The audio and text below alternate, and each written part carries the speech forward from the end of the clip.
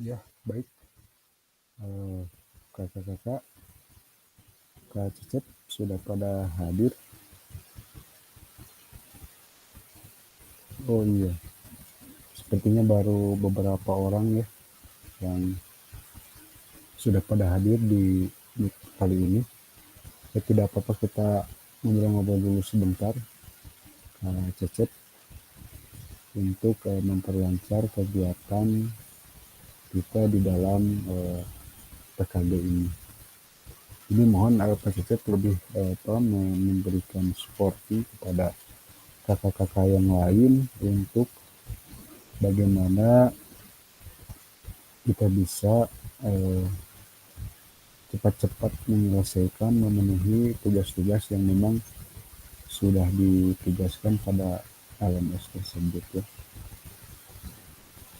Saya lihat tadi cek baru beberapa orang yang memang sudah mengerjakan tugas di refleksi pada modul yang terakhir kemarin kita bahas. Itu saya harapkan ya, semuanya itu bisa mengerjakan ya. Karena memang nanti ini akan berkaitan dengan undangan luring ya. Jadi nanti untuk luring itu ada undangan yang memang di dalamnya ada persyaratan-persyaratan siapa saja yang bisa mengikuti luring, salah satunya itu telah menyelesaikan tugas-tugas ya. Tolong nanti kepada kakak-kakak yang lainnya supaya diberitahukan. Padahal kan kalau berkaitan dengan tugas kita bisa komunikasi dengan kakak-kakak yang lain yang memang sudah mengerjakan tugasnya. Oke Kak Cecep, kita sambil menunggu rekan-rekan yang lain, saya akan mencoba membuka dulu untuk bahan nanti kita berdiskusi pada kesempatan kali ini. Jadi di dalam meet kali ini kita akan membahas modul 1.5 ya. Kita akan bersama-sama sharing atau berdiskusi ya mengenai pengembangan kurikulum PJOK di sekolah kita. Sejauh mana kita telah mengembangkan kurikulum PJOK di sekolah kita sesuai dengan situasi dan kondisi yang ada di sekolah masing-masing. Seperti itu mungkin. Karena kan satu sama lain sekolah itu tidak akan sama ya. Sudah barang tentu dari mulai tingkatan atau fasenya juga sudah berbeda. Karena kebetulan di kelompok kita itu tiap fase ada ya, fase SD, fase SMP, fase SMA dan SMK pun ada. Otomatis ketika kita mengisi refleksi juga harus disesuaikan dengan situasi dan kondisi sekolahnya masing-masing. Oke, saya akan mencoba men-sharekan dulu ya sambil mengecek apakah bisa di-sharekan atau tidak. Sambil menunggu teman-teman kakak-kakak yang lain. Ini saya akan mencoba nanti itu men-sharekan berkaitan dengan backward design. Nah,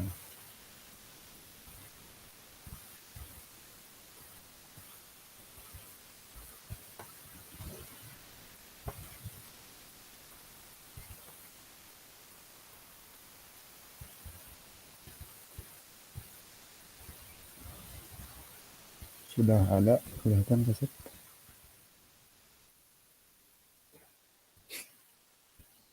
Jadi nanti itu kita akan membahas ini ya berkaitan dengan salah satunya itu backward design.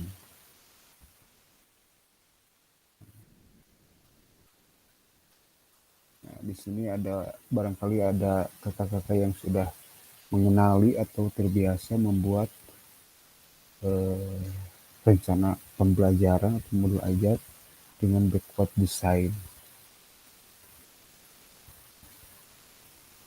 Ya, ini di sini juga dikatakan istilahnya itu sudah lama ya berkembang di dalam studi organisasi dalam pendidikan di Indonesia. Backward design baru secara major digunakan beberapa tahun ke belakang ini, khususnya melalui pengembangan kurikulum Merdeka. Nah, jadi di backward design itu dalam pengembangan kurikulum secara umum ada 3 tahapan ya. Jadi mengidentifikasi capaian pembelajaran, pada tahap ini melibatkan penentuan pengetahuan, pemahaman, dan keterampilan apa yang harus dikuasai oleh murid. Akhir suatu fase, capaian pembelajaran harus jelas, terukur, dan lencang dengan standar atau tujuan pendidikan di negara kita. Capaian pembelajaran sudah dirumuskan oleh pemerintah pusat melalui dokumen kurikulum Merdeka. Kemudian nomor 2, menentukan metode penilaian ya. Jadi langkah selanjutnya kita itu harus menentukan penilaian metode pengumpulan atau bukti yang menunjukkan apakah murid-murid telah mencapai tujuan pembelajaran dan capaian pembelajaran tersebut.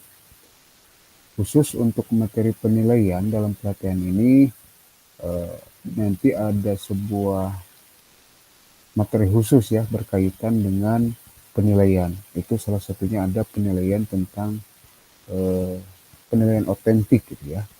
Kemudian ada peer assessment, kemudian ada self assessment gitu ya, yang mungkin kakak-kakak sudah biasa digunakan oleh sekolah. Kemudian yang ketiganya itu merancang pengalaman belajar dan strategi pembelajaran.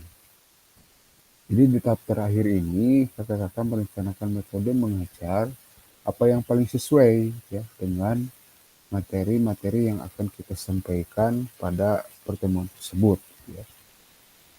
Kemudian bagaimana aktivitas ditentukan untuk memfasilitasi keterlibatan dan pembelajaran mereka.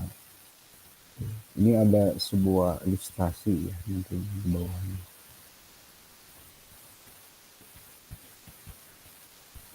Kemudian tujuannya ya, kita akan bahas bersama penilaian.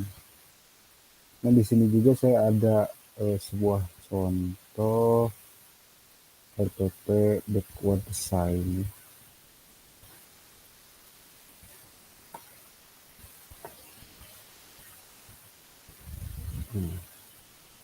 Saya akan coba sharekan kembali. Saya stop dulu.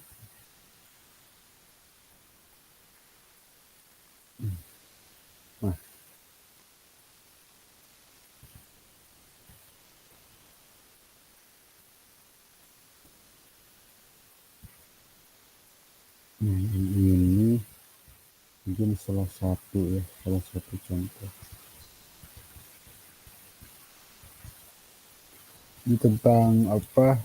RPP PJOK itu di Pasede ya, kelas 7.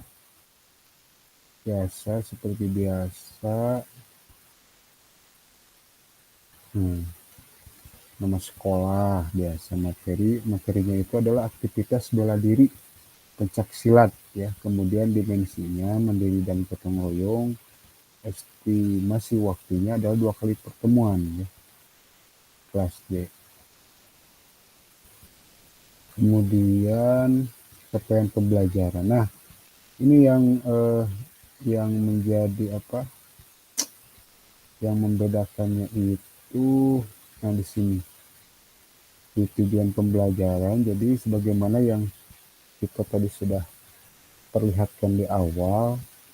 Jadi si tujuan pembelajaran, kemudian ketercapaian tujuan pembelajaran dan asesmen itu ditunjukkan dulu di awal ya, PRPP-nya. Misalkan tujuan pembelajaran 1, peserta didik dapat mempraktikkan hasil analisis keterampilan gerak spesifik dalam berbagai olahraga bela diri pencak silat dengan baik. Kemudian ketercapaian tujuan pembelajarannya mempraktikkan keterampilan gerak spesifik kuda dan gerak pukulan dalam pencak silat. Kemudian yang B, mempraktikkan keterampilan gerak spesifik tendangan dan tangkisan dalam pencak silat. Kemudian asesmennya misalkan uji unjuk kerja atau peer assessment, proses gerak selama proses pembelajaran berlangsung. Peer assessment itu adalah penilaian teman sebaya gitu ya. Jadi setiap peserta didik saling menilai temannya. Kemudian yang kedua, peserta didik mampu ya menggabungkan berbagai keterampilan gerak spesifik olahraga, bela diri, pencaksilat dengan situasi gerak yang baik dan seterusnya.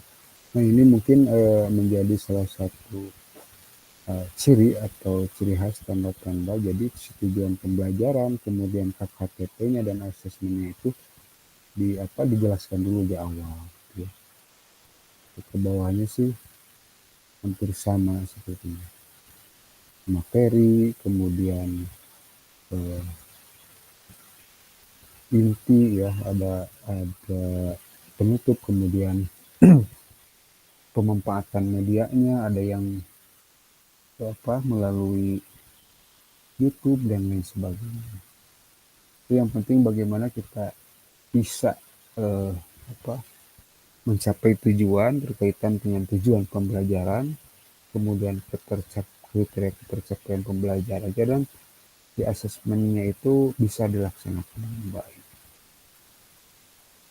Ya mungkin gitu aja Kecep, yang akan nanti kita bahas. Bagaimana, sudah pada masuk Kecep? Stop share dulu. Nah ini sudah baru berapa orang? Ini sudah ada 13 ya. 13, kita nanti bisa dimulai saja. Ya mungkin itu saja konsep sebagai pembuka informasi supaya diskusi kita nanti bisa berjalan ya. Kita saling share aja lah pengalaman di tiap sekolah masing-masing. Oke, kita mulai saja ya ketika sudah pada kumpul sebenarnya, biar tidak terlalu lama pertemuan kita itu, karena kita hanya 2 jam pertemuan tetap ya.